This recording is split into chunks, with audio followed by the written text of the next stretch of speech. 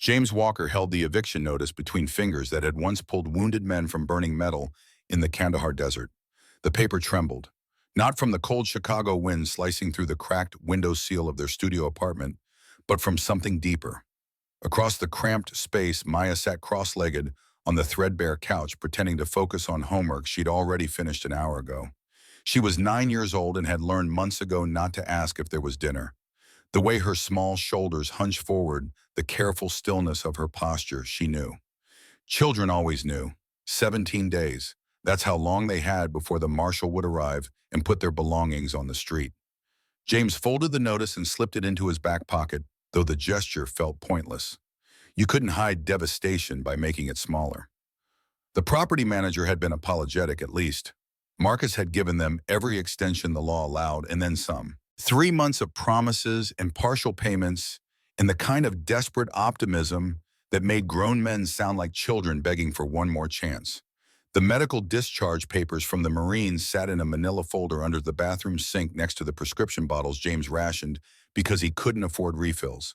His back injury, 3 herniated discs from when the Humvee he'd been riding in hit an IED, had ended his construction career before it really began. The pain was constant, a grinding presence that made sleep difficult and heavy lifting impossible. He'd tried to push through it for 6 months after the discharge, working job sites, until his legs went numb and he collapsed in front of a crew of men who'd looked at him with pity he couldn't stomach. Now he worked 3 part-time jobs that didn't require lifting anything heavier than a coffee pot. Overnight security at a storage facility on the south side, afternoon shifts at Rosie's Diner washing dishes and bussing tables, weekend mornings at a grocery store stocking shelves before his back started screaming. None of it was enough. None of it would ever be enough. Maya shifted on the couch, her stomach making a sound she tried to cover with a cough. James felt the noise like a physical blow. $432 in his checking account. Rent was $2,000. They were already living on borrowed time, borrowed mercy, borrowed everything. The diner where James worked had become a kind of sanctuary, though that word felt obscene given the circumstances. Rosie herself had stopped charging him full price for the meals he bought for Maya weeks ago. She'd slip extra fries onto the plate, add a milkshake he hadn't ordered, wave away his attempts to pay the difference. Pride should have made him refuse, but hunger made monsters of principles. His daughter needed to eat. That calculus was simple and brutal and non-negotiable. Tuesday afternoon found James in his usual corner booth, the one where he'd proposed to Lisa 8 years ago, when the future had been something bright instead of this grinding darkness. Maya sat across from him, eating a grilled cheese sandwich in small, deliberate bites. She'd learned to make food last, stretching each meal across as much time as possible. The trick was to chew slowly, take tiny portions, pretend fullness came easily. At 9 years old, she developed the survival instincts of someone 3 times her age. Her shoes were 2 sizes too small. James had noticed the way she walked lately, careful and slightly off balance, trying not to put pressure on the pinched toes. New shoes cost money they didn't have. Everything cost money they didn't have. The world ran on a currency he'd been stripped of, and his daughter was paying the price. "You're not eating." Maya pushed her plate toward him, her dark eyes. Lisa's eyes always. Lisa's eyes studying him with an awareness that broke something in his chest every time he saw it. "I'm good, baby. You eat. You always say that." The observation came without accusation, just statement of fact delivered in the flat tone children develop when they'd seen too much truth too young. James picked up his coffee instead, letting the bitter warmth fill his mouth so he wouldn't have to answer. Rosie moved behind the counter, her weathered face carefully neutral, as she topped off water glasses and pretended not to notice the small tragedies playing out in her booths. The bell above the diner door chimed. Cold air rushed in, carrying with it the woman who would change everything, though James didn't know that yet. He only saw someone who clearly didn't belong on the south side. Her charcoal suit probably cost more than he'd made in the last 3 months. Silver hair cut in a sharp bob that spoke of expensive salons, and the kind of confidence that came from never worrying about eviction notices. She moved through the diner with purpose, scanning faces until her gaze landed on him and stopped. Something shifted in her expression. Recognition, maybe, or calculation. She walked straight to their booth, her heels clicking on the linoleum in a rhythm that felt like countdown. James Walker. Every instinct from 12 years as a Marine sergeant snapped to attention. He didn't recognize her face, but she knew his name. That meant threat assessment, threat neutralization, threat management. He shifted slightly, positioning himself between this stranger and Maya without making it obvious. Who's asking? The woman's eyes moved to Maya, then back to James. A brief hesitation crossed her face, something almost like nervousness before she reached into her handbag. When her hand emerged, she held a photograph. She set it on the table between them with the careful precision of someone playing a card they had been holding for a long time. James forgot how to breathe. The photo showed him in desert fatigues, younger by years, but aged by violence. His face was caught, mid-shout, every vein standing out in his neck, muscles straining as he pulled a man from a burning Humvee. Behind him, flames and smoke turned the Kandahar landscape into something from Dante. He remembered the heat god, the heat blistering his hands through his gloves, the smell of burning rubber and flesh, the way ammunition had started cooking off rounds, popping like some hellish fireworks show. Kandahar Province, March 15th, 2012. The woman's voice was steady, controlled. Do you remember that day? Sergeant Walker James stared at the photograph. He remembered everything. The screaming, the way Staff Sergeant Michael Stone had been trapped in the driver's seat, the vehicle's frame twisted around him like a vice. The heat so intense it had felt like breathing fire. The knowledge that he had maybe 30 seconds before the whole thing went up. The way Michael's eyes had locked onto his terror and resignation, fighting for dominance. Who are you, Catherine Stone? Michael's mother. The diner tilted slightly. James gripped the edge of the table, his coffee forgotten. Michael had survived that day. James had pulled him out, gone back for two others while the ammunition cooked off around them. He'd gotten all three men clear before the Humvee exploded in a fireball that singed his eyebrows from 20 feet away. Michael made it home. He did. Catherine's composure wavered for just a moment, a crack in the professional facade. Thanks to you, he had 5 more years, got married, started a career with the VA helping other veterans. He had a life. Then complications from his injuries caught up with him last year. Maya was watching them both, her grilled cheese forgotten, those two perceptive eyes taking in every word and gesture. James felt his throat close. Michael Stone had been a good Marine, a good man. The kind of soldier who'd give you his last bottle of water on a 120-degree patrol without being asked. I'm sorry for your loss, ma'am. Michael was one of the best. He was my only child. Catherine said it simply, stating fact without embellishment. Before he died, he made me promise to find you, to make sure you were okay. Heat crept up James's neck, part shame and part anger. I'm fine. Catherine's gaze moved deliberately around the diner, took in his worn jacket with the fraying collar. Maya's shoes scuffed and clearly too small, the way he hadn't ordered food for himself. The eviction notice creating a rectangular outline in his back pocket that any trained observer could spot. Mr. Walker. Her voice carried the weight of someone used to cutting through pretense. I didn't spend 2 years and considerable resources tracking you down to exchange pleasantries. I know you're days away from eviction. I know you work 3 jobs that are destroying what's left of your back. I know your daughter wears shoes that don't fit because you can't afford new ones. The words hit like physical blows. James felt Maya shrink beside him, suddenly self-conscious. Shame flooded through him, hot and choking. This stranger had excavated every private failure, every inadequacy, and laid them out on the table next to the grilled cheese and cold coffee. How dare you? I know your wife Lisa died 4 years ago from breast cancer. Catherine continued as though he hadn't spoken. I know you promised her you'd give Maya every opportunity, and I know you're failing that promise right now. Not because you're a bad father, but because you're trying to do it alone when you don't have to. James stood so fast the booth shook. We're leaving? Sit down, Sergeant. The command in her voice bypassed his anger and hit something deeper. Some part of him that still responded to authority and rank structure. He stood frozen, torn between rage and the terrible suspicion that she was right about everything.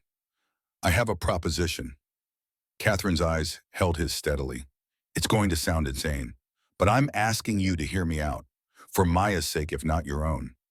James looked at his daughter. Maya stared back at him with an expression he couldn't read. Old beyond her years, tired of struggling, hoping for something even though hope had become dangerous. He sat back down slowly. Catherine slid into the booth across from them, setting her handbag aside with deliberate care. When she spoke, her voice had softened slightly, but the steel underneath remained. I'm 58 years old. I built a commercial real estate company from nothing after my first husband died. I'm worth approximately $300 million. I have homes in 3 cities, more money than I know what to do with. She paused and something raw crossed her face. I'm also desperately, achingly alone. Michael was my only family. Since he died, I've realized that all the money in the world means nothing if you have no one to share it with. James waited. There had to be more. People didn't track down strangers and recite their net worth for sympathy. Before Michael died, he kept a list. Catherine pulled her gaze from some middle distance and focused back on James. People who'd saved his life, had his back, made a difference when it mattered. You were at the top, Mr. Walker.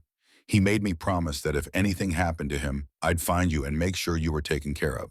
He said Mom James Walker ran into a burning vehicle to pull me out while ammunition was exploding around him. That man has a family. Make sure they're okay. The memory hit James hard. Michael had been conscious when James pulled him free, coherent enough to gasp thanks through smoke-damaged lungs. They'd stayed in touch for a few months after that deployment, exchanged emails, and the occasional phone call. Then life had happened. James's discharge, Lisa's diagnosis, the grinding necessity of survival, and the correspondence had faded. I hired a private investigator. Catherine's voice pulled him back. It took time, but I found you. And when I learned about your situation, when I saw the trajectory you were on, I realized Michael had given me something precious. A purpose, a way to honor his memory that actually meant something. What exactly are you proposing? Catherine took a breath, and James saw genuine nervousness in her eyes for the first time. Marriage. The word hung in the air. Somewhere in the kitchen, a plate shattered. The sound seemed very loud, a marriage of partnership and mutual benefit. Catherine spoke quickly now, as though afraid silence would let him bolt. Not love, not romance. A practical arrangement where we both get what we desperately need. Her eyes moved to Maya. Your daughter would have everything. The best schools, healthcare, college fund. Every opportunity you want to give her, but can't. You'd have financial security, medical care for your back, the chance to actually be a father instead of working yourself to death. And what would you get? I'd get to be a grandmother. Catherine's voice cracked slightly. I'd get family dinners and someone to come home to. I'd get to help raise a child, something I thought I'd lost forever when Michael died. I'd get purpose again. She leaned forward, urgency bleeding through her professional veneer. I'm not offering charity, Mr. Walker. I'm offering partnership. You need resources. I need family. We can help each other. Maya spoke for the first time since Catherine had arrived, her voice small and uncertain. Is this real? Catherine turned to her, and the transformation was startling. All the steel and business acumen melted away, leaving something raw and vulnerable. Yes, sweetheart, it's real. I know it sounds strange, but sometimes the best solutions are unconventional. James felt like he was drowning. This couldn't be happening. You couldn't seriously expect me to. I expect you to think about it. Catherine pulled a business card from her bag, set it on the table next to the photograph. I'm staying at the Peninsula. Call me when you are ready to discuss terms. Or don't call at all. She stood, then paused, reached into her wallet, and placed $200 bills on the table. For Maya's new shoes and dinner for both of you. Please. Then she was gone, leaving behind the faint scent of expensive perfume and a business card that felt like it weighed 1,000 pounds. James stared at the money. $200. More than he'd made in his last week of work combined. Dad. Maya's voice was uncertain, frightened. What just happened? I don't know, baby. James picked up the photograph of himself pulling Michael from the flames, studied the desperation and determination frozen on his younger face. I honestly don't know. The apartment felt smaller when they got home, suffocating in a way it never had before. James had always been able to compartmentalize their poverty frame, it as temporary hardship that would pass if he just worked hard enough. But Catherine's visit had stripped away that comfortable fiction. She'd seen through every excuse, every rationalization straight to the ugly truth he was failing. His daughter was suffering because of his pride, his inability to accept that some problems couldn't be solved through sheer force of will.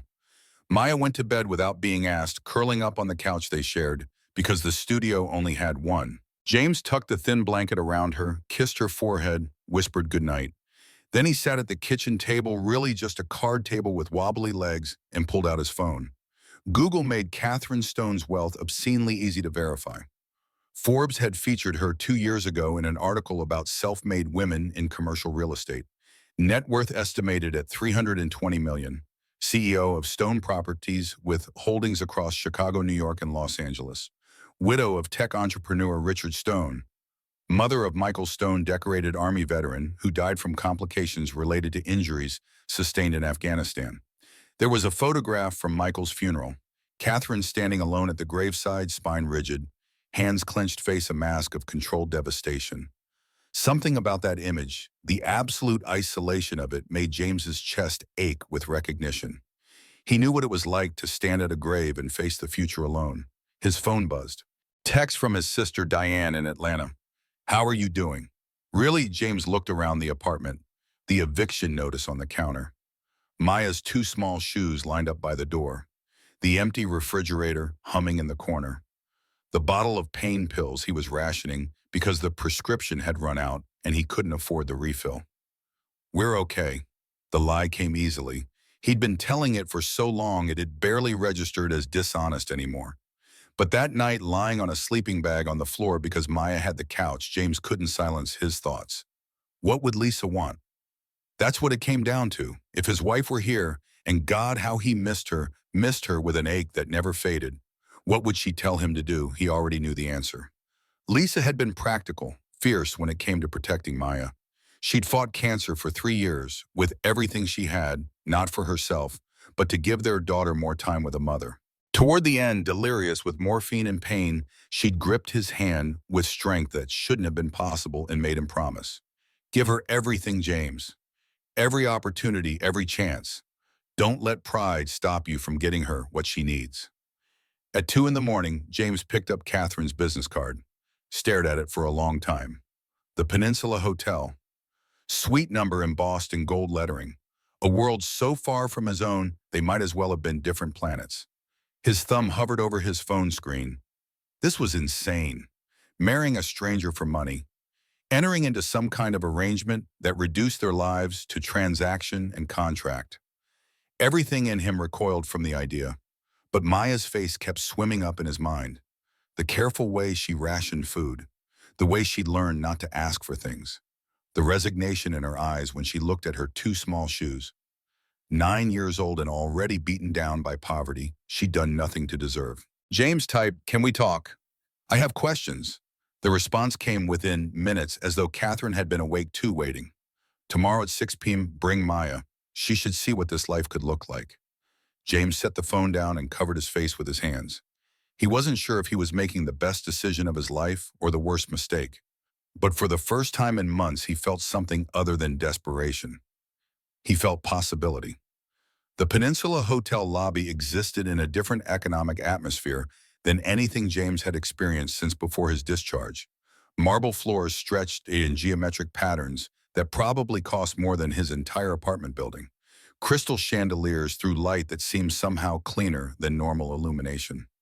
People moved through the space with the unhurried confidence of those who'd never worried about money. Maya gripped his hand tighter as they crossed toward the concierge desk, her eyes wide with wonder and intimidation. "This is like a palace." "Yeah, baby, it is." A concierge in a suit that fit like it had been tailored specifically for his frame directed them to the penthouse elevator with the kind of practiced courtesy that made James feel simultaneously welcomed and keenly aware of his otherness. The elevator walls were polished brass. James caught their reflection, him in the best clothes he owned, which were still clearly secondhand, and worn Maya in her Goodwill dress from school pictures, and felt a wave of inadequacy so strong it nearly drove him back out. But Maya squeezed his hand, and he remembered why he was here. The elevator opened directly into Catherine's suite. She was waiting, but the transformation startled James. No power suit today. She wore jeans and a soft blue sweater, her feet bare against the plush carpet. She looked human, approachable, like someone who might actually live in this opulent space rather than just occupy it. "Thank you for coming." Her smile seemed genuine warm. "Hi, sweetheart. I'm so glad you're here. A golden retriever came bounding over, tail wagging, with the kind of enthusiasm that suggested every visitor was the best thing that had ever happened. The dog made a beeline for Maya, who actually laughed, the sound bright and unguarded, in a way James hadn't heard in weeks. "This is Sergeant." Catherine's eyes crinkled with amusement. "He's terrible at being a guard dog. Thinks everyone is his best friend." Maya dropped to her knees, letting the dog lick her face and nuzzle against her hands. The pure, uncomplicated joy on her face made James' throat tight. When was the last time she'd been able to just be a kid? To laugh without worrying about whether there'd be dinner or if they'd have a place to sleep next week. "Maya, why don't you and Sergeant explore while your dad and I talk?" Catherine gestured down a hallway. "There's a game room with books and a TV. Help yourself to anything in the kitchen." Once Maya had disappeared, with the toss trotting happily at her heels, Catherine gestured to the sitting area. Floor-to-ceiling windows overlooked Lake Michigan, the water dark and restless under the evening sky. The view alone probably cost more per month than James made in a year. "Thank you for coming." Catherine settled into a chair across from him. "I know this is unconventional. That's one word for it." James stayed standing, too wired to sit. "I need to understand what you're really proposing. The details." "Fair enough." Catherine pulled a leather folder from the side table and handed it to him.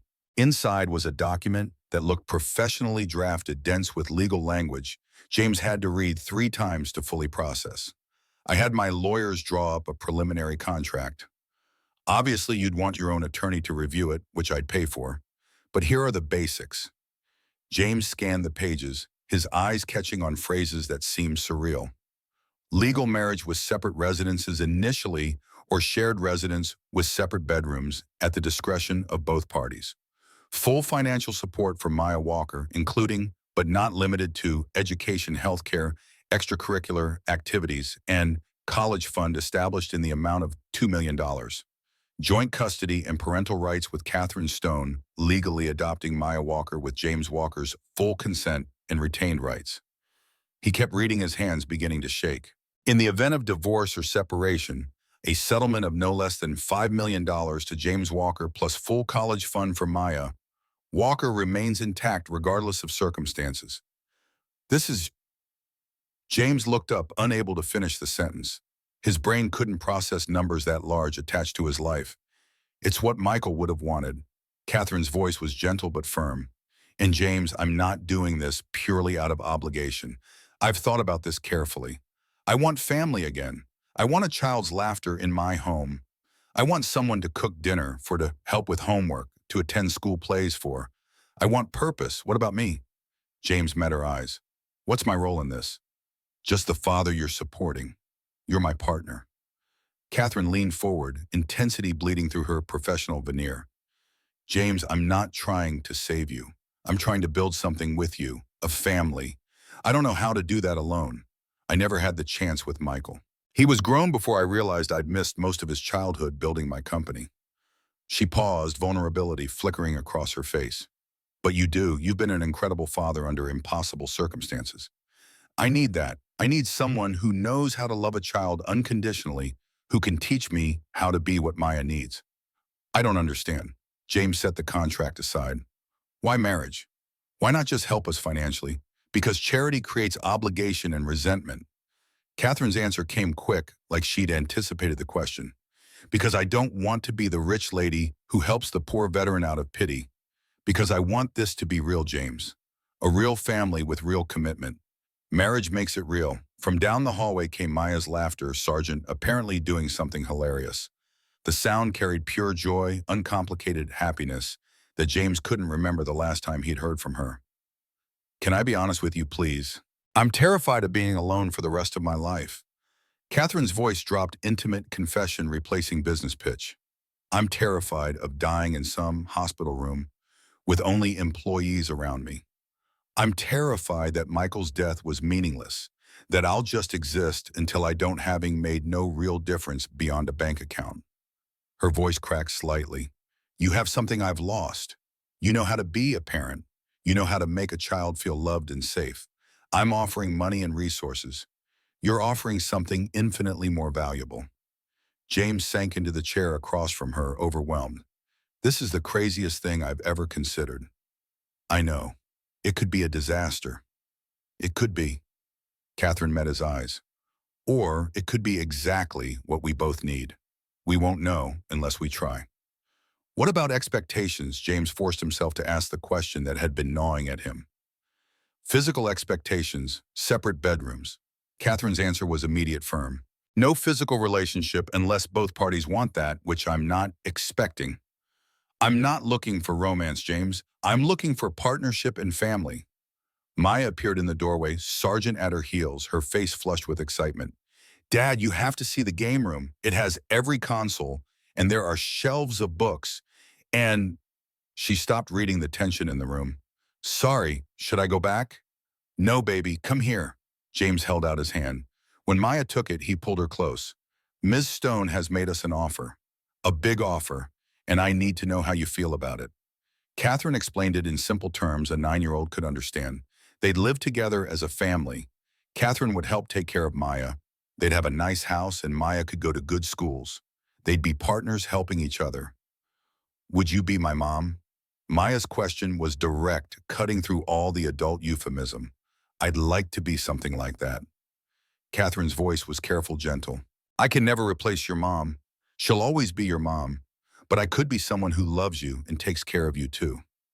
Maya looked at her father with those two wise eyes. What do you think Dad James thought about the eviction notice? About Maya's shoes? About the way his daughter had learned to ration food at 9 years old? About Lisa's final words? Give her everything. I think sometimes the right choice is the one that sounds craziest. He looked at Catherine, saw hope and fear and loneliness reflected back at him. I need conditions of my own. Name them. I contribute. I'm not just someone you support. I work. I help. I'm a real partner. Maybe I can't contribute financially the way you can, but I contribute something. Agreed. Catherine nodded immediately. I'll need help managing properties, overseeing projects. You have construction experience. I could use that. Maya keeps her mother's memory alive. James felt his throat tighten. Pictures, stories, everything. You don't try to replace Lisa. I wouldn't dream of it. Catherine's voice was fierce. Lisa gave you Maya. I have nothing but respect for her. And if this doesn't work, James forced himself to finish the thought. If we can't make this arrangement function, we separate cleanly. No drama, no fighting. We protect Maya first. Absolutely. James took a deep breath. The room seemed to tilt slightly, reality shifting into some new configuration he couldn't quite process. Then I think we have a deal. Catherine's face transformed. For the first time, she smiled fully, and James saw something that had been hidden under all that polish and control. Hope. Pure, desperate hope that maybe this insane plan could actually work. There's one more thing. She pulled out her phone. I'd like to show you both the house where we'd live. It's in Lincoln Park. I think Maya should see it before we make any final decisions. The drive through Lincoln Park felt like crossing into a different country. Tree-lined streets where people walked purebred dogs and pushed expensive strollers. Brownstones with actual yards in Chicago, which might as well have been lunar real estate for how achievable they seemed to James. Children played on sidewalks without the edge of vigilance. Kids developed in rougher neighborhoods. Everything looked clean, safe, prosperous. Catherine pulled up to a 3-story brownstone that looked like it belonged in a magazine spread. James felt Maya's grip on his hand tighten as they walked up the front steps. Inside the house was elegant without being cold. High ceilings and original woodwork. Natural light streaming through tall windows. Space that felt generous rather than ostentatious. But it was the bedroom Catherine showed Maya that broke something open. Decorated in purples and whites with a window seat overlooking a garden. Bookshelves already filled with titles both classic and contemporary.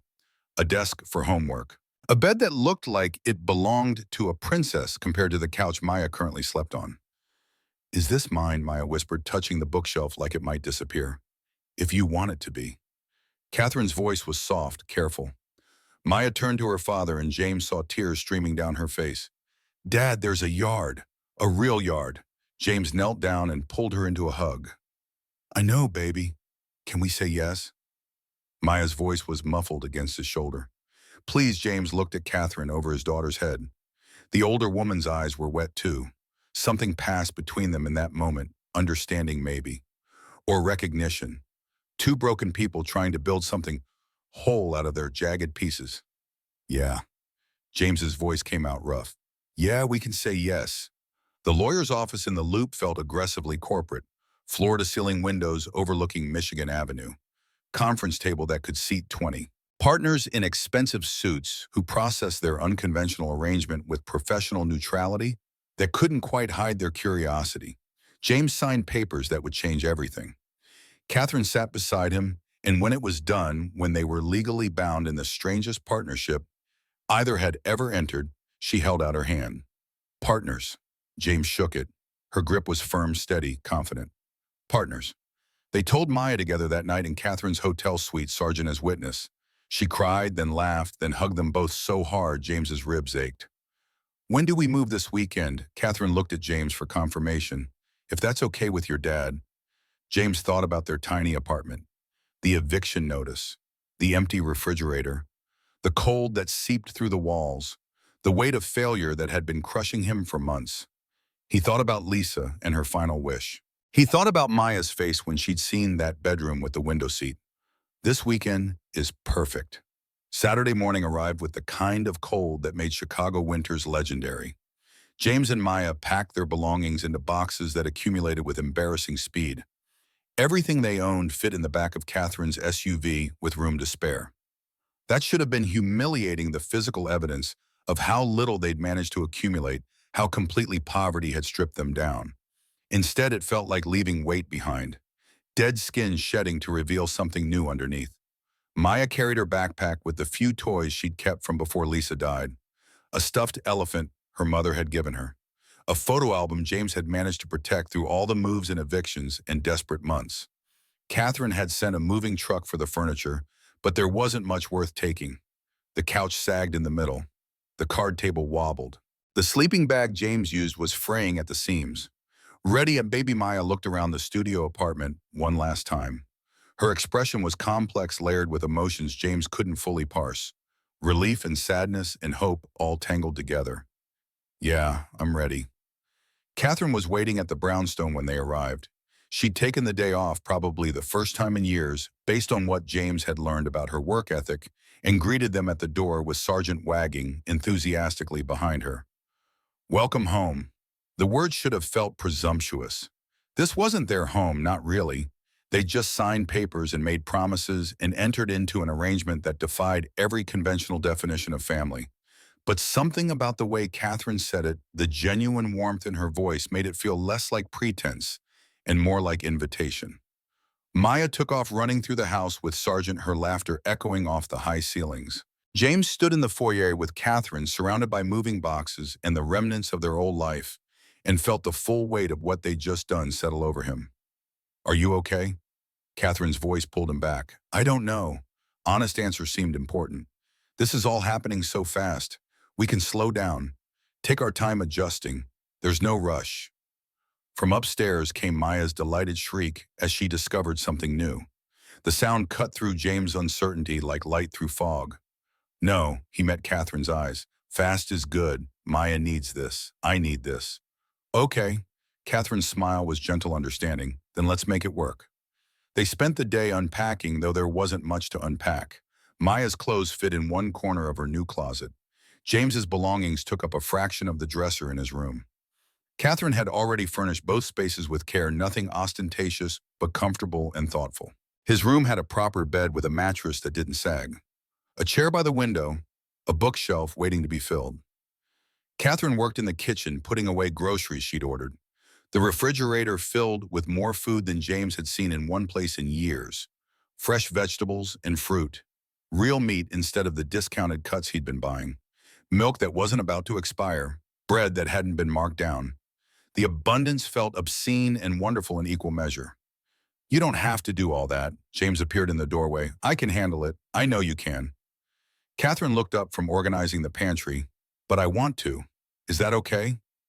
There was something vulnerable in the question, like she wasn't sure if she was allowed to care. Like decades of being alone had made even simple domestic care feel presumptuous. Yeah. James found himself smiling despite the strangeness of it all. It's okay. They ordered pizza for dinner that first night, eating on the floor, because the furniture Catherine had ordered wouldn't arrive until Monday. Maya sat between them eating slice after slice without the careful rationing she'd developed, just eating like a normal 9-year-old kid, happy and full and unconcerned. "This is the best pizza I've ever had." She announced it with complete sincerity, though the pizza was just regular delivery from a local place. James understood what she meant. It was the first meal in forever, where nobody was counting pennies or stretching dollars. The first meal where they could just eat without the background radiation of anxiety about whether there'd be food tomorrow. After Maya went to bed in her new room in her new bed, surrounded by books and comfort, James and Catherine sat in the living room with coffee. Sargent sprawled across both their feet, already claiming them as his people. "Thank you." James said it quietly, looking at the hardwood floors rather than at her. "For all of this. For what? For seeing us. For caring." For he gestured around, encompassing the house and the security and the future that had seemed impossible 3 days ago. "Thank you for saying yes." Catherine's voice was equally soft. "For trusting me. For giving me a reason to fill this house with life again." She pulled something from her pocket.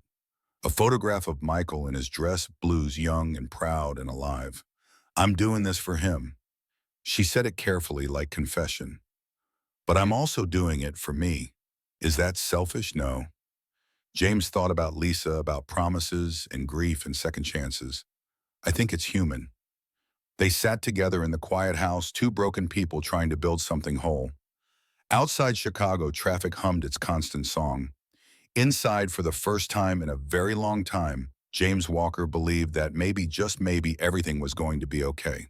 The morning of their first full day in the brownstone, James woke at 0500 out of pure habit. For a disoriented moment, he didn't recognize the ceiling above him. Too high, too clean, paint without water stains or cracks. Then reality reassembled itself around him, and he remembered where he was, who he'd become in the span of less than a week. His back protested as he sat up. Some things didn't change regardless of how expensive the mattress, but the pain felt different here. Manageable. The room was warm, actually warm instead of the constant chill that had pervaded their old apartment. He'd slept better than he had in months. The house was silent except for Sargent's soft snoring from somewhere downstairs. James found his way to the kitchen, moving quietly. Catherine was already there wearing running clothes, her face flushed. She'd obviously been up for a while. "You run every morning, 5 miles. She moved past him to the espresso machine with practiced ease. Started after Richard died. Needed something to do with the anxiety. They stood in awkward silence while the machine hissed and gurgled. Catherine handed him a mug of coffee, their fingers brushing briefly in the exchange. The contact felt charged somehow, weighted with the strangeness of their situation. "You're up early," she spoke into the steam rising from her own cup. Military habit. James took a sip, grateful for something to do with his hands. "Can't seem to shake it even years later." "I understand." Catherine's eyes went distant. Michael was the same way, even years after he got out up before dawn every single day. She paused, then seemed to come to some decision. "There's a gym in the basement, equipment for physical therapy if you want it. I had my trainer stock it based on your medical records." James felt a familiar prickle of discomfort. "You read my medical records. I needed to understand your limitations so I could help properly." Is that crossing a line? He wanted to say yes. Wanted to be angry about the invasion of privacy. But the practical part of him, the part that had agreed to this arrangement in the first place, knew she was right. If they were going to make this work, she needed to know everything. "No." The admission came reluctant. "It's just going to take some getting used to. Having someone know everything about me. I can imagine." Catherine sipped her coffee. "For what it's worth, I'm not interested in your past as judgment. Only in making sure the present and future work for all of us." Maya's footsteps thundered down the stairs before James could respond. She burst into the kitchen, already talking words tumbling over each other in her excitement. "Dad, did you see my bathroom? It has a tub and a shower and the towels are so fluffy." "And oh, hi, Catherine. Is it okay if I take a bath? I've never had a bathtub before. Just the shower in our old place," and Maya breathed. James was smiling despite himself. Catherine laughed, the sound warm and genuine. "Of course you can take a bath, sweetheart. Use whatever you want. There's bubble bath in the cabinet under the sink." "Really? Thank you, thank you, thank you." Maya hugged Catherine impulsively, then seemed to realize what she'd done and pulled back uncertain. Catherine's face did something complicated, surprise and pleasure and pain, all compressed into one expression. Any time, honey. After Maya thundered back upstairs, Catherine stood very still, her hand pressed to her ribs where Maya had hugged her. "You okay?" James asked. "I haven't been hugged like that in a very long time." Her voice was thick with emotion. Michael stopped spontaneous hugging around age 12. Too cool for it. I didn't realize how much I'd missed it until just now. James saw her clearly in that moment. Not the powerful CEO or the wealthy benefactor, just a woman who'd lost her only child and was desperately lonely. The armor she wore, the professional competence, the controlled demeanor, it was all just protection against the ache of being alone. "She'll do it again," he said it gently. "Fair warning, Maya's a hugger, always has been." "Good." Catherine blinked rapidly, busying herself with refilling her coffee. "That's very good." Catherine's phone buzzed on the counter, pulling her attention away from the moment. She glanced at the screen, frowned slightly, then looked at James. "I have an early meeting. Board presentation. I can't reschedule. Mrs. Rodriguez, my assistant, will be here at 8 to help with anything you need, and I've arranged car service to take Maya to school." "I can take her to school." "Of course you can." Catherine's response came quick, gentle. "But this way you don't have to navigate public transit with your back. Consider it convenience, not replacement." James wanted to argue, wanted to insist he could handle basic parenting without hired help in town cars. But Maya appeared again, this time dressed but unsure, holding up two different shirts. "Dad, what am I supposed to wear?" "I have my old clothes, but Catherine said she bought me some new things, and I don't know what's appropriate for this school and—" "Let me help." Catherine moved toward the stairs without hesitation. "Come on, we'll figure it out together." They disappeared upstairs, leaving James alone with his coffee and the growing realization that his entire existence had shifted into some alternate reality. 3 days ago, he'd been counting quarters for the laundromat. Now he stood in a kitchen that probably cost more than most people's houses, listening to his daughter laugh, with a woman they barely knew who'd legally become her second mother through paperwork and promises. His phone buzzed. Text from Diane. "You've been radio silent for days. What's going on?" How did he explain this? James stared at the message, trying to formulate words that wouldn't sound completely insane. Finally, he typed, "A lot has happened. I'll call you tonight." "We're okay. Better than okay." Her response was immediate. "That's cryptic as hell. You better call." Catherine's voice floated down from upstairs, patient and warm, as she helped Maya navigate her new wardrobe. His daughter's responses came bright with excitement, discussing colors and styles with an ease that surprised him. When had Maya ever had the luxury of caring about what she wore? Survival didn't leave room for fashion. They came back down 20 minutes later, Maya dressed in clothes that actually fit her face, glowing. Catherine had pulled Maya's hair into a neat braid, the kind of thing James had never learned to do properly. Lisa used to handle that. The thought brought the familiar ache, but underneath it was something else. Gratitude, maybe, that Maya had someone who could teach her these small but significant things. "You look beautiful, baby." Catherine did my hair.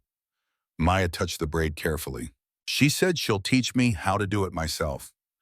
After Catherine left for her meeting and Maya departed in the town car driven by a kind-faced older man named Robert, who promised James he'd been driving children safely for 15 years, the brownstone fell silent.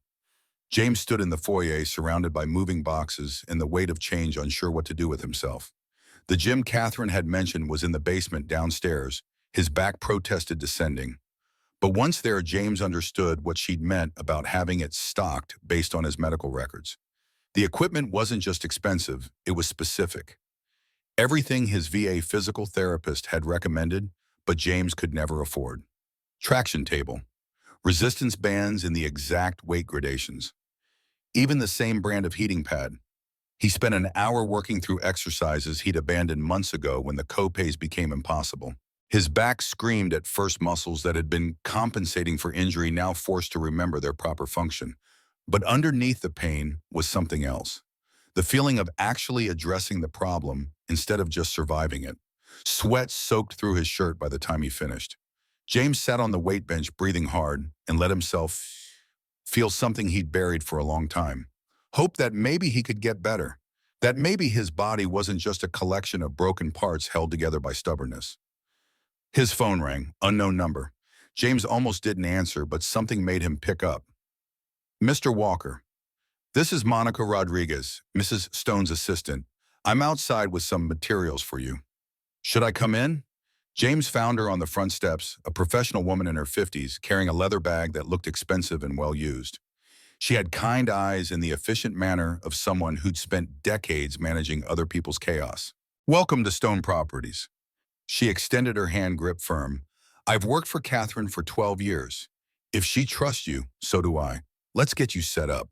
For the next 3 hours, Mrs. Rodriguez walked him through property files, maintenance schedules, contractor, relationships, current issues. She pulled out a laptop and new phone already configured with access to systems James barely understood. His head spun with information, building codes and tenant complaints and vendor contracts, but his hands itched to actually do something. After months of forced uselessness, the prospect of real work felt like oxygen. This building in Pilsen has had heating complaints for 6 months. Mrs. Rodriguez pulled up a file, her expression professionally neutral, but her tone suggesting frustration.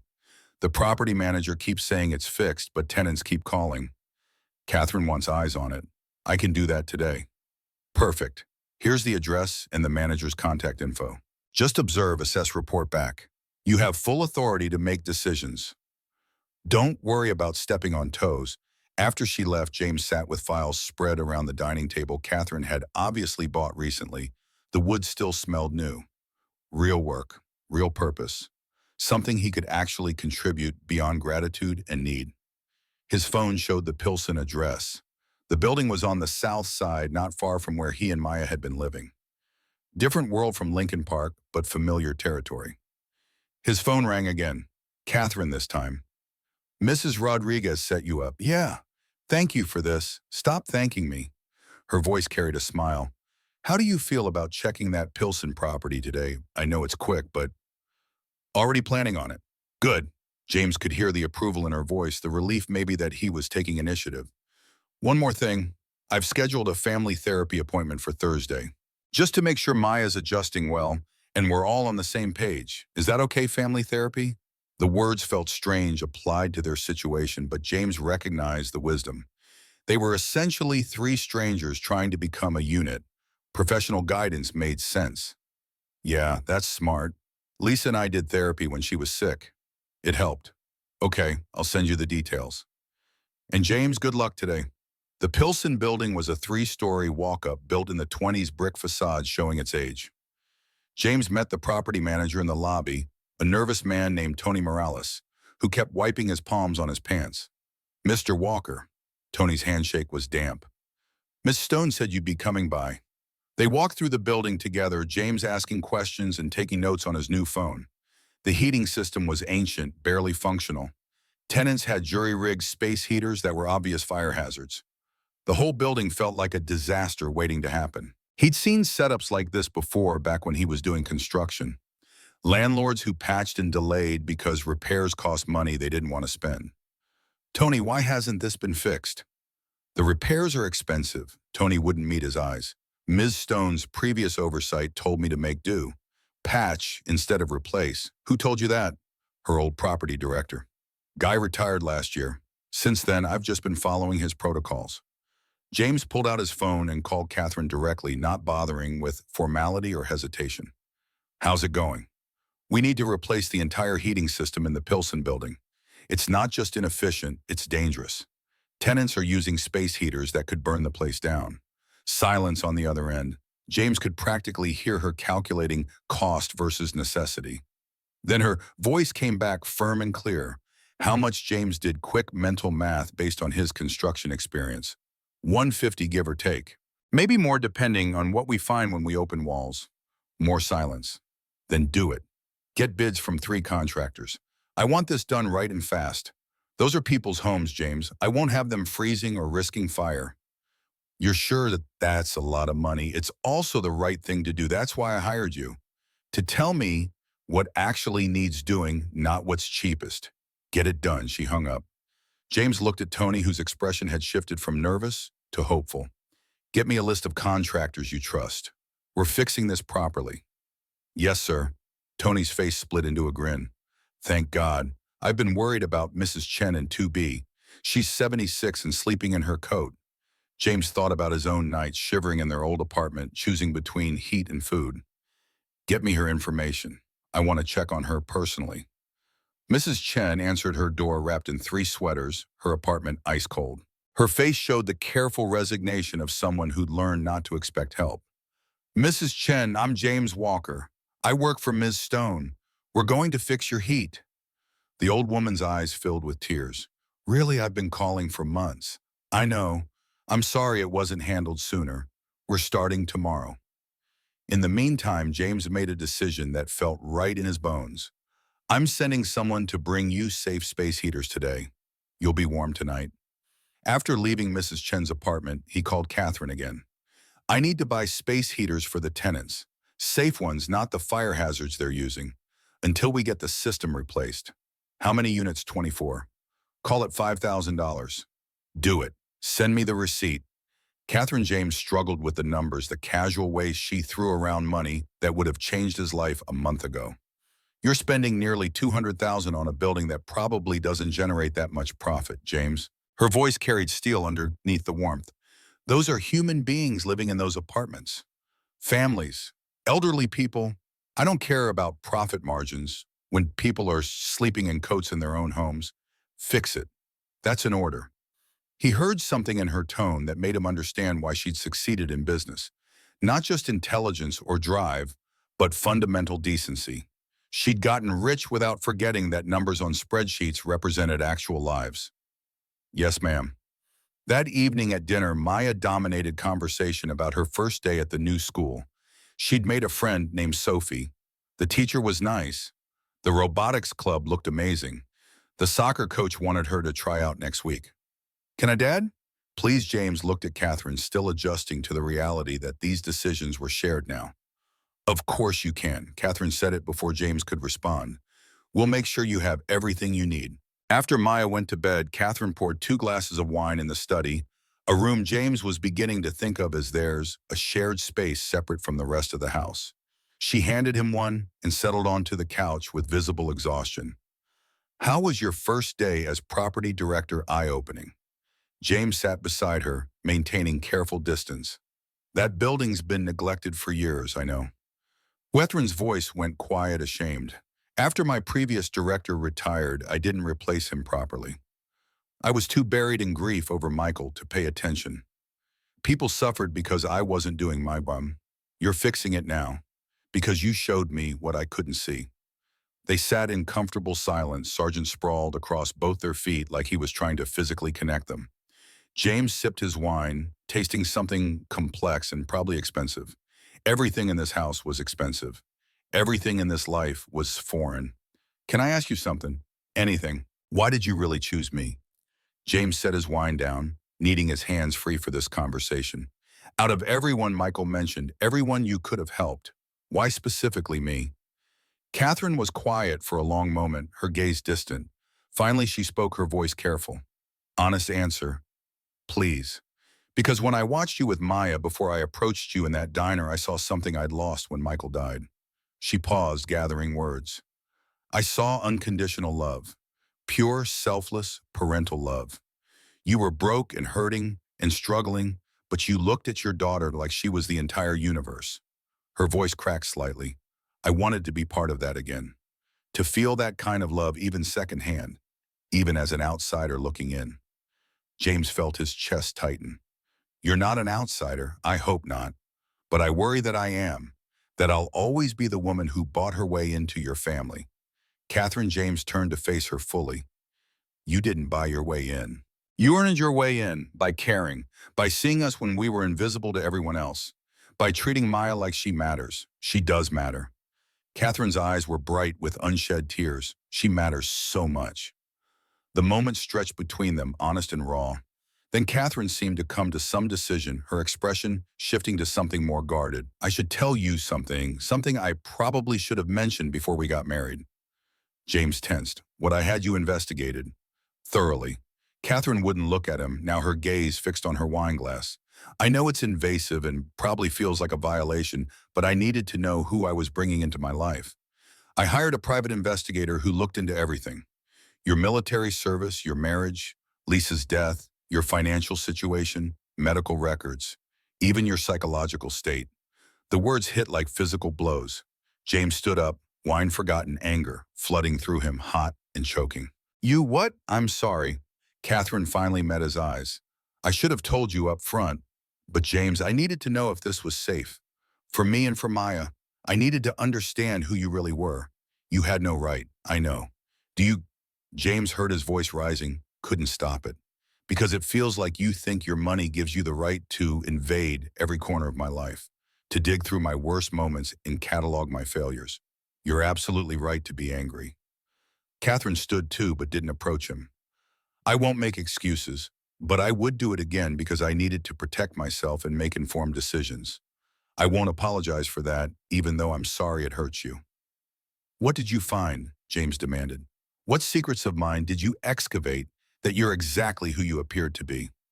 Catherine's voice stayed level. A good man in terrible circumstances. A father who loves his daughter more than anything.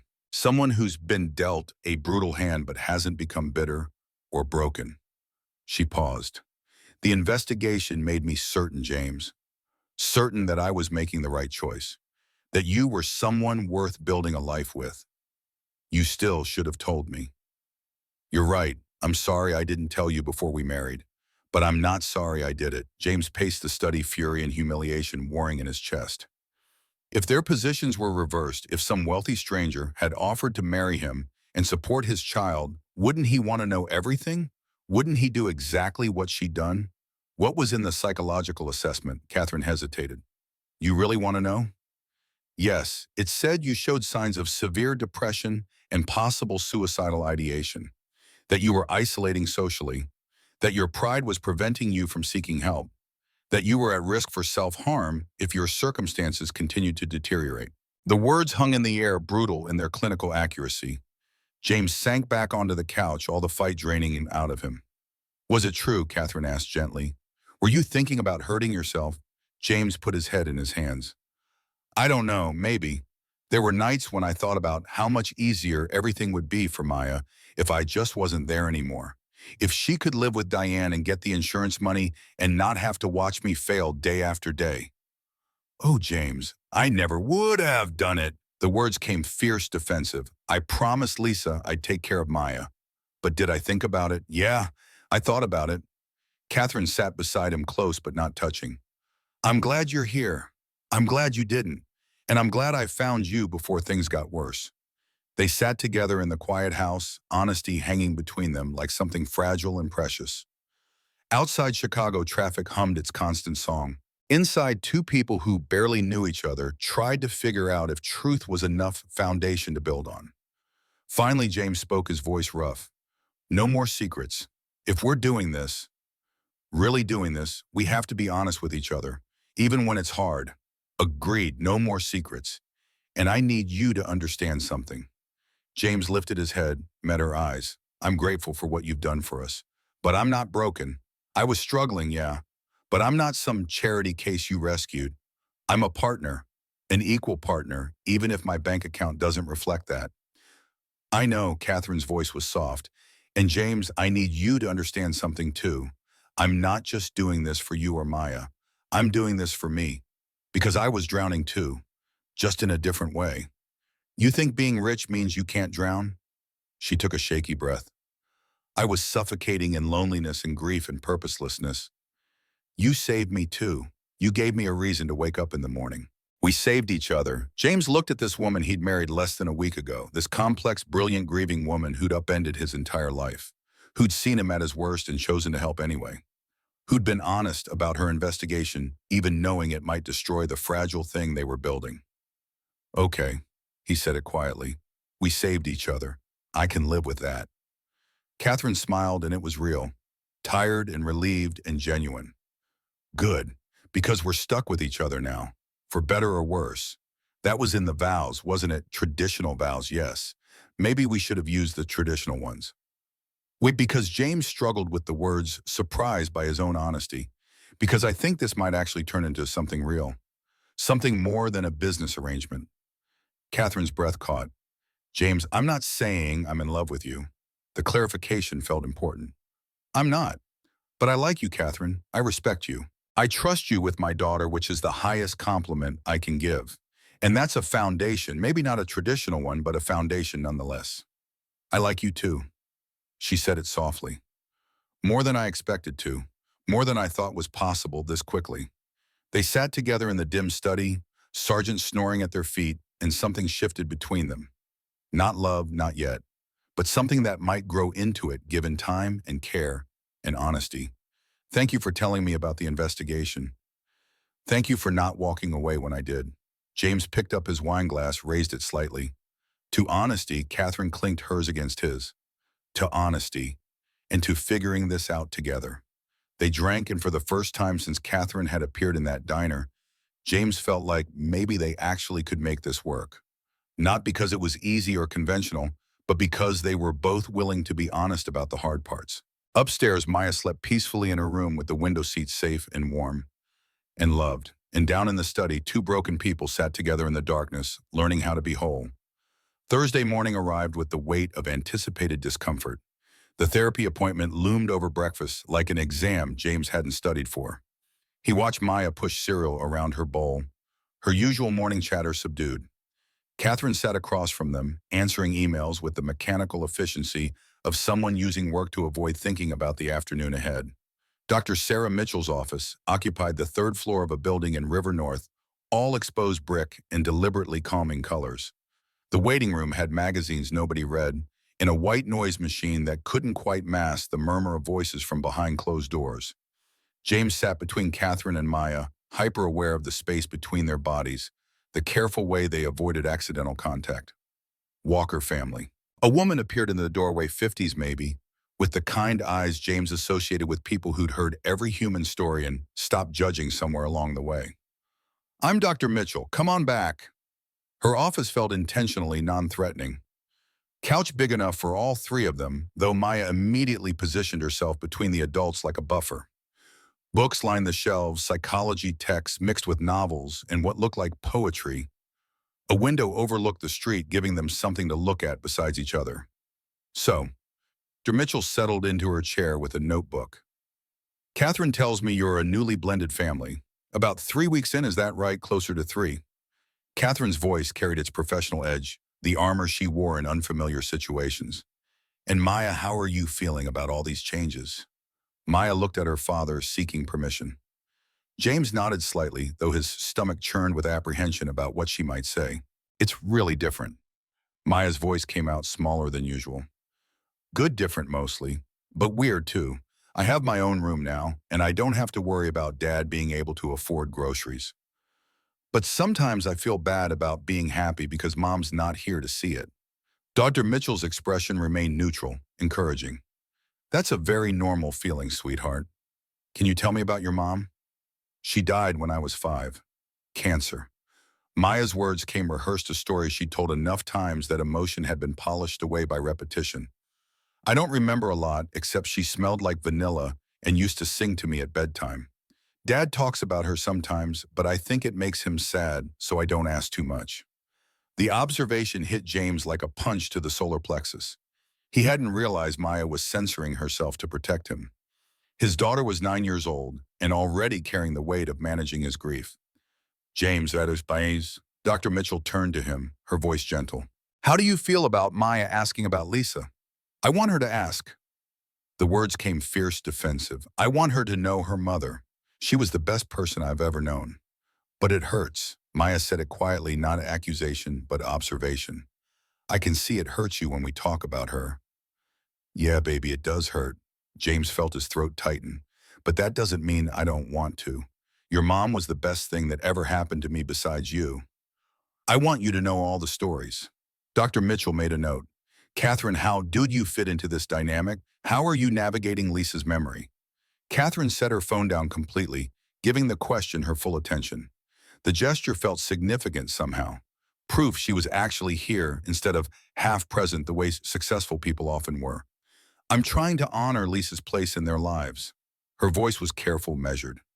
I don't want Maya to feel like she has to choose between loving her mother's memory and accepting me. I'm not trying to replace Lisa. I'm just trying to be someone new who cares about Maya. And how's that working? I don't know. Catherine's professional facade cracks slightly. Some days it feels natural. Other days I feel like an intruder in their grief. You're not an intruder. Maya spoke up suddenly, surprising them all. You're Catherine. You're different from Mom, but that's okay. Mom was Mom. You're like a special friend who lives with us and helps Dad and takes care of me, too. That's a beautiful way to put it. Dr. Mitchell smiled. Maya, you're very emotionally intelligent for 9 years old. I had to grow up fast. Maya said it simply without self-pity. When Mom died, and then when Dad got hurt and couldn't work as much, you grow up fast when you have to worry about whether you'll have a place to live. The words landed like stones and still water ripples spreading outward. James felt Catherine go rigid beside him. Dr. Mitchell's pen stilled on her notebook. No kid should have to worry about that. Dr. Mitchell's voice stayed gentle. But you did, and that shaped you. How are you feeling now that those worries are gone? Safer. Maya twisted her hands in her lap, but also kind of guilty. My friend Jamal from my old school, his family's still struggling. Why do I get to be safe when he doesn't? James closed his eyes against the wave of emotion. His daughter's compassion was beautiful and heartbreaking in equal measure. That's called survivor's guilt. Dr. Mitchell explained it like she was teaching vocabulary, normalizing the feeling. It's very common, but Maya, you getting help doesn't take away from anyone else. It doesn't mean Jamal matters less. It just means you got lucky, I guess. Dr. Mitchell turned her attention to the adults. Let's talk about the marriage. How are you two navigating this unconventional arrangement? James and Catherine exchanged glances, a whole conversation happening in the space between their eyes. It's an adjustment, James chose his words carefully. We're still figuring out roles and boundaries. I've been struggling with feeling like a dependent instead of a partner. Catherine gave me a job managing her properties, which helps. And Catherine, how do you feel about that? I feel like James doesn't fully understand his value. Catherine's voice carried frustration underneath the control. He thinks money is the only contribution that matters. But he's teaching me how to be part of a family again. He's helping me heal from losing Michael. That's worth more than any salary. Dr. Mitchell looked between them, something shifting in her expression. It sounds like you both have different love languages. James, yours seems to be acts of service and provision. Catherine, yours seems to be quality time and words of affirmation. You're going to need to learn each other's languages. We're not in love, James said it quickly, needing the clarification. This isn't that kind of marriage. Isn't it? Dr. Mitchell's question was direct, almost challenging. You live together, you're raising a child together, you're building a life together. What exactly do you think marriage is? The question hung in the air unanswerable. Maya watched them both carefully, reading dynamics adults thought they were hiding. What we have is based on practicality, not emotion. Catherine's voice carried uncertainty, now the professional mask slipping. We're partners, not romantic partners. And how's that working for you emotionally? Catherine's hands twisted in her lap, mirroring Maya's earlier gesture. It's complicated. I care about James and Maya deeply, more deeply than I expected to. But I don't know if that's love or just loneliness finding an outlet. James, Dr. Mitchell's attention swung back to him. What about you? James thought about the conversation they'd had in the study, about Catherine's confession that she'd been drowning too, about his own admission that he'd thought about ending it all. I respect Catherine. The words came slowly, honestly. I like her. I trust her with my daughter, which is the highest compliment I can give anyone. Is that love? I don't know. I loved Lisa with everything I had. This feels different. Different doesn't mean less valid. Dr. Mitchell set her notebook aside, giving them her full attention. Love comes in many forms. What you're building might not look like a traditional romance, but it's still real and valuable. Maya raised her hand like she was in school, the gesture so earnest it would have been funny in any other context. Yes, Maya. Can I say something? Of course, sweetheart. I think they're both scared. Maya's voice was matter-of-fact, delivering truth without judgment. Dad's scared of forgetting Mom if he loves someone else. Catherine's scared of being rejected if she cares too much. But from where I'm sitting, they already care about each other a lot. They just won't admit it. Silence filled the office. James felt his face heat with embarrassment and something else. the exposure of being seen so clearly by his 9-year-old daughter. Out of the mouths of babes. Tara Mitchell smiled genuine warmth, breaking through professional neutrality. Maya, you might be the wisest person in this room. After the session, they walked to Catherine's car in silence that felt different than before, heavier with things unsaid. James helped Maya into the back seat, then stood on the sidewalk with Catherine, neither of them moving toward the driver's door. She's right, you know, James heard himself say it. Maya, I am scared, me too. Catherine admitted it quietly. Terrified, actually. Of what? Of this being temporary. Catherine's voice dropped intimate confession on a public street. Of you waking up one day and realizing you don't need me anymore. Of Maya growing up and not wanting some stranger playing grandmother. Of being alone again. James stopped her with a hand on her arm, gentle pressure that made her meet his eyes. Catherine, look at me. She did, and he saw genuine fear there. Vulnerability she'd been hiding behind competence and control. I'm not going anywhere. The words came from somewhere deep truth he hadn't known he felt until he spoke it. Neither is Maya. We're in this. Whatever this becomes, we're in it. You can't promise that. I can promise I'll try. That I won't walk away when things get hard. That I'll keep showing up.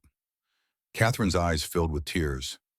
No one's ever promised to keep showing up before. Even Richard, even Michael, they left. Not by choice, but they left. Everyone leaves eventually. Not me. James squeezed her arm gently. Not if I can help it. Maya appeared between them, tugging on Catherine's sleeve. He means it. My dad doesn't break promises. Ever. Catherine pulled Maya into a hug, then impulsively reached for James too.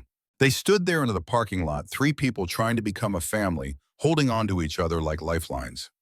Passers-by walked around them, probably thinking they looked strange. James didn't care. Sunday arrived with the kind of spring sunshine that made Chicago residents forget they'd spent 6 months in frozen misery. Catherine drove them north to Evanston, her hands gripping the wheel tighter than necessary. In the passenger seat, James watched tension climb her shoulders with each mile. You're nervous. My mother is. Catherine paused, searching for words. Formidable. She has very specific ideas about appropriate life choices. And I'm not appropriate, James said it without rancor, just acknowledgement of reality. You're not what she expected. Catherine glanced at him briefly before returning her attention to the road. But I've made it clear you and Maya are non-negotiable. She'll behave. In the back seat, Maya had been quiet since they left Lincoln Park. Now she spoke up, her voice small. What if she doesn't like us? Then that's her problem, not yours. Catherine's response came fierce protective. You're wonderful, sweetheart. Anyone who doesn't see that isn't worth worrying about. Eleanor Stone's house was exactly what James had expected. Old money wrapped in brick and historical preservation. Gardens that looked professionally maintained. Architecture that spoke of generations rather than decades. A housekeeper answered the door because, of course, there was a housekeeper, and led them to a sitting room that probably cost more to furnish than most people's annual income. Eleanor waited like a queen granting audience. Small and straight-backed, white hair and a perfect coif, eyes sharp enough to cut. She studied James and Maya with the clinical assessment of someone evaluating livestock. So, her voice was crisp, cultivated. You're the man my daughter married. James felt every instinct from his military training kick in. Assess, adapt, overcome. Yes, ma'am, thank you for having us. Sit, tell me about yourself, Mr. Walker. They arranged themselves on furniture that belonged in a museum. Maya pressed close to James' side, her usual confidence evaporated under Eleanor's scrutiny. I served in the Marines for 12 years. James kept his voice level, respectful, but not obsequious. Got injured, was discharged. Struggled for a while after that. Catherine found me and made a proposition that benefited us both.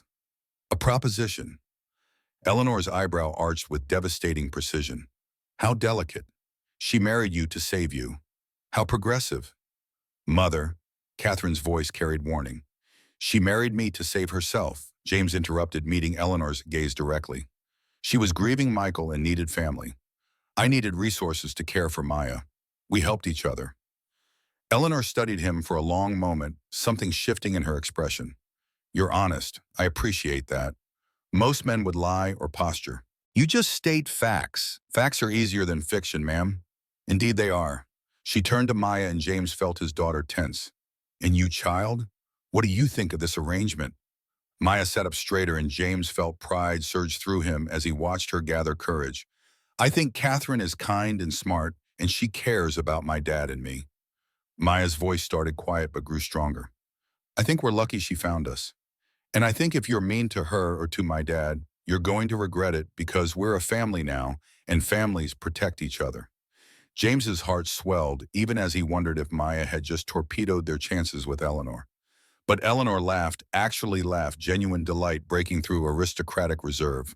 Good Lord, Catherine. Eleanor's eyes sparkled. This child has a spine of steel. I like her immensely. She gets it from her mother. Catherine said it quietly, carefully. Lisa was fierce about protecting the people she loved. Then Lisa raised her well. Eleanor's expression softened in a way that transformed her face. Mr. Walker, I won't pretend I understand my daughter's choices. A marriage of convenience seems cold to me, the opposite of what I hope for her. She paused and something like vulnerability crossed her features. But I've watched Catherine grieve for 2 years.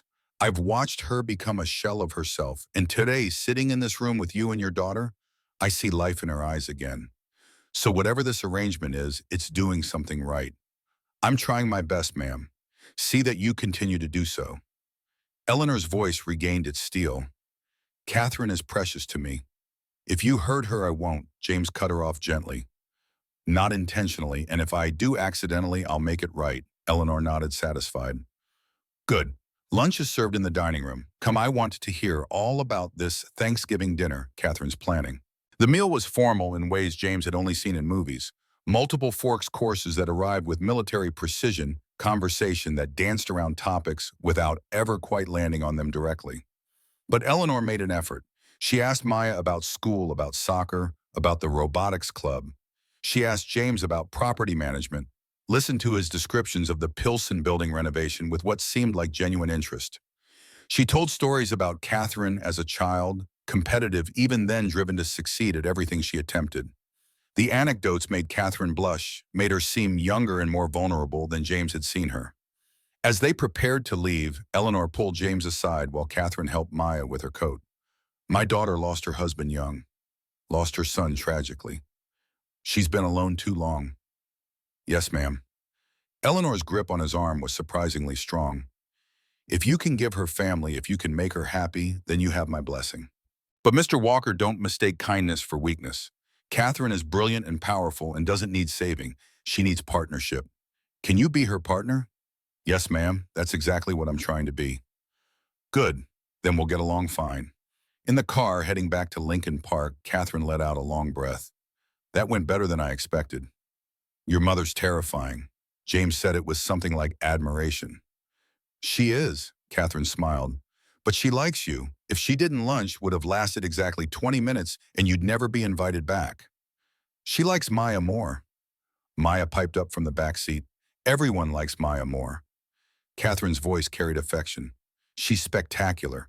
Your mom said something to me. Maya's voice went quiet. While you were talking to Dad, what did she say? She said, take care of my daughter, young lady. She needs people who love her. Maya paused. I told her I would. Was that okay? Catherine pulled the car over abruptly, put it in park, turned around to face Maya with tears streaming down her face. That was more than okay, sweetheart. Thank you. That night after Maya had gone to bed, James and Catherine gravitated to the study like it was their designated space for honesty. Catherine poured brandy this time, handed him a glass, settled onto the couch with visible exhaustion. Your mother asked me if I could be your partner. What did you tell her? That I'm trying?